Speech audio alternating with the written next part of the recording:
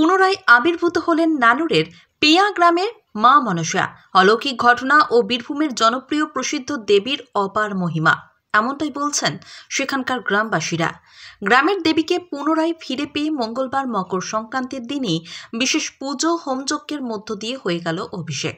আনন্দ উচ্ছ্বাসের মধ্য দিয়ে রীতিমতো উৎসবে মেতে উঠলেন গ্রামবাসীরা। উল্লেখ্য, গত 1 জানুয়ারি প্রকাশ্যে আসে সংশ্লিষ্ট মন্দিরে চুরির ঘটনা। এমনকি সেই সময় দেবী মূর্তিও চুরির অভিযোগ তোলেন গ্রামবাসী তথা দেবাংশীরা। তারা দ্বারস্থ হন নানুর থানার পুলিশের কাছে। তবে তদন্ত প্রক্রিয়া চলাকালীনই সম্প্রতি মন্দিরের মধ্যেই খোঁজ মেলে মা মনসার। এমনকি ওই দিন ঘটে যায় বেশ কিছু অলৌকিক ঘটনাও, এমনটাই দাবি করছেন সংশ্লিষ্ট গ্রামের নিখিল দেবাংশী। তবে ঘটনার পিছনে যাই থাকুক না কেন, সমগ্র গ্রাম তথা বিস্তীর্ণ এলাকার সাধারণ মানুষের আস্থা এবং ভক্তির অন্যতম স্থল এটি। তাই চুরির ঘটনায় মানুষের ভাবাবেগে কিছুটা আঘাত লাগলেও পুনরায় মূর্তি ফিরে পাওয়ায় যথেষ্ট খুশি গ্রাম তথা এলাকাবাসীরা। নানুর থেকে শুভদীপ গুহের report, crime press Bengal news. আচ্ছা, এই যে এত অনুষ্ঠান হচ্ছে আজকে, এখানে দেখছি বিভিন্ন রকমের ক্রিয়াকর্ম হচ্ছে, এটা কেন হচ্ছে আজকে? কিছুদিন আগে আমাদের মনসা মূর্তি চুরি হয়ে যায়। মূর্তি চুরি হয়ে যাওয়ার পর আমরা অনেক খোঁজাখুঁজি করলাম, মূর্তি পেলাম না। থানায় রিপোর্ট করলাম, থানায় এলো, সেখানে দেখলো যে না, মূর্তি নাই।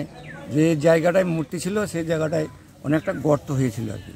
সেই জায়গাটায় মূর্তিকে না পাওয়ার জন্য আমাদের পুরোহিত শ্রান্দি রতন ঠাকুর, উনি নিত্য সেবা করেন বা আমাদের অশৌচ অবস্থা হলে তিনি আমাদের পূজা করেন।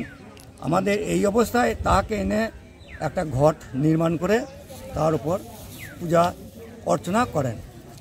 কিছুদিন পর যে পুলিশ আমাদের এখানে এসে মোটামুটিভাবে বলল যে দেখুন তো ঘরটা আমার মা আছে নাকি, নিশ্চয়ই মনে হয় মা কোনো জায়গায় আছে, একবার তদন্ত করলে হয়, গোটা চত্বরটা এবার খুঁজে দেখবো, যদি মা না থাকে আমরা সবাই মিলে খুঁজে দেখব।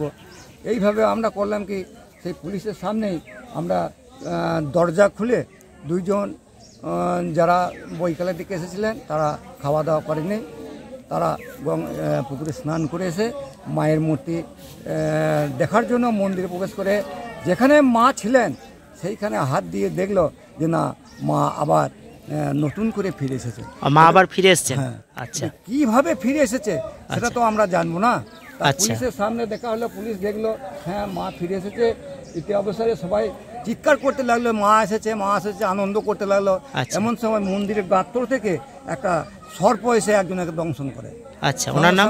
বাইরে সেটা যাকে ধ্বংস করে ওনার নাম? ওর নাম খোকন মেটে। আচ্ছা আচ্ছা, পুলিশ দেখলো, পুলিশ বললো তাড়াতাড়ি ওকে হসপিটালে নিয়ে চলো। আমাদের গ্রামের অনেকে হসপিটালে নিয়ে গেল। হসপিটালে সেখানে দেখলো, তদন্ত করে দেখলো, ভেরিফিকেশন করে দেখলো যে না, এ ডাক্তার বললো যে এর কোনো বিষ হয় নাই। সে 8 ঘন্টা থাকার পর সে বাড়ি ফিরে এলো। মানে উনি ভালো আছেন? ভালো আছেন। আচ্ছা, খুব ভালো। আমরা মনে করলাম যে মা যেমন আমাদের গ্রামে এসেছে, নতুন মূর্তি নিয়ে যখন আমাদের গ্রামে এসেছে, আমরা বুঝতে পারলাম যে প্রকাশ্য তিনি জানিয়ে দিলেন যে মা এইখানেই আছে। আমরা বিশ্বাস হলাম যে মা আবার নতুন করে ফিরে এসেছে। আবার বৈকালে দেখলাম ওই মায়ের মন্দির থেকে 3টে বিষধর সর্প বেরিয়ে এসে খেলা করে, তারপর একটা চলে যায় আমাদের মন্দিরের পেছনে বড় গাছতলায়, একটা চলে আসে হরি মন্দিরের পাশে, আর একটা মন্দিরের ভেতরে মা ঢুকে যান। এতে আমরা বিশ্বাস করলাম যে আমাদের মা কোনোদিন যাননি, আমাদের মা আমাদের মন্দিরেই আছে।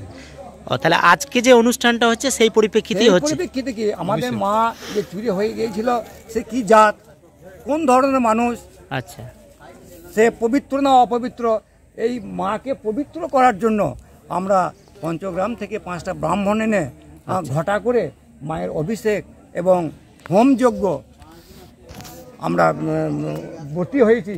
তা আজকের দিনে হোম যজ্ঞ করার জন্য গ্রামের আশেপাশে সমস্ত মহিলা এবং পুরুষ জমায়েত হয়ে ঢাক ঢোল হরিনাম সংকীর্তন করে মাকে হোমযজ্ঞ করাইছি, যাতে মা যাতে আমাদের সন্তুষ্ট হয়, মা যেন আবার নতুন করে আমাদের যেন লালন পালন করে, যেন অপরাধ না করে। মানে সমগ্র গ্রাম সমবেত হয়েই আজকের এই অনুষ্ঠান হচ্ছে। আজকে আপনার নাম? আমার নাম নিখিল কুমার দেবাংশী।